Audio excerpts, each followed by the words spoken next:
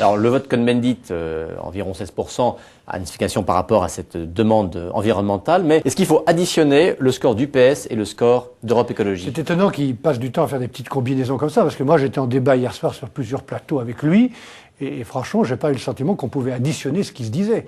C'était des invectives, c'était de l'animosité, c'était beaucoup d'arrière-pensée. Enfin, le spectacle qui a été offert par les différentes personnalités de gauche, y compris Daniel Cohn-Bendit hier, était assez attristant, enfin, c'est peut-être l'explication du désarroi du Parti socialiste. Moi, je pense que dans le score des Verts, il y a la dynamique créée par Daniel Cohn-Bendit, qui était un bon leader.